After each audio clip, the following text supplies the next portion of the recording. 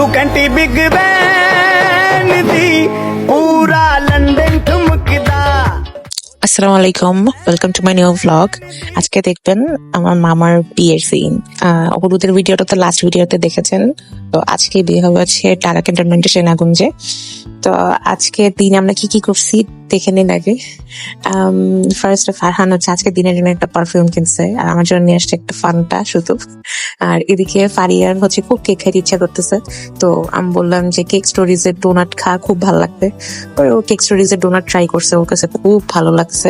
ফারিয়াকে আমি সাজাই দিলাম, সাজাইটা দিয়ে তারপর আমি নিচে রেডি হয়েছি। তো এটা আমার আজকের আউটফিট। সবাই একসাথে যাব বলে হচ্ছে দাঁড়াইছিলাম, গাড়ি আসবে, মামা মামি নানান সবাই একসাথে মিলে যাবো, মামা ওটা বোনটা সহ। তো এই তো গাড়ি নিয়ে তারপর চলে গেলাম সেনাকুঞ্জে। আজকেও লেট, আজকেও অনেক লেট। এই তো মামা মামি, হাউ সুইট।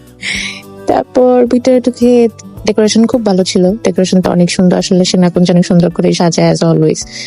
তো এই যে এসে সেট আপ দেখে খুব ভালো লাগছে।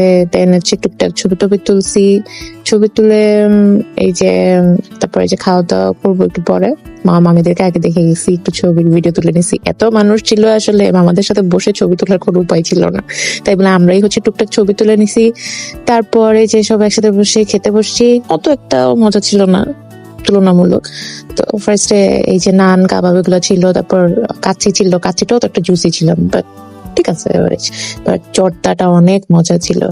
তারপর ঘুরতে ঘুরতে দেখা হয়ে গেল হচ্ছে আমার ফেভারিট স্যার চিল্লুর স্যারের সাথে। তো স্যার হচ্ছে ঢাকা কলেজের টিচার, বাট আমি হচ্ছে নূর মোহাম্মদে পড়তাম, কিন্তু ওনার কাছে হচ্ছে আমি বায়োলজি পড়তাম। বেস্ট, আমার লাইফে দেখা বেস্ট একটা স্যার। সো উনি আমাকে আজও খেয়াল রাখছে, আমার আসলে অনেক ভালো লাগছে। উনি আমাকে দেখে বলতেছে, তোমাকে আমি দেখছি কিন্তু তুমি আমাকে দেখো নাই।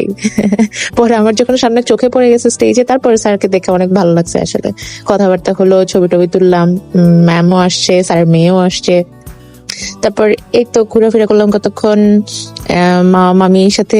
এখনো ছবি তোলার টাইম হয় নাই, সবাই অনেক ব্যস্ত, সব অফিসাররা এসে এসে হচ্ছে ছবি তুলতেছিল। তারপর আদার্স যারা ছিল, পরে আমি ভাবলাম মামাই তো, পরে একটা সময় দেখা হয়ে যাবে, থাক। তারপর বেশিক্ষণ আর থাকা হয় নাই। দেখা হবে নেক্সট ভিডিওতে, ততক্ষণ ভালো থাকবেন, সুস্থ থাকবেন, আল্লাহ হাফেজ।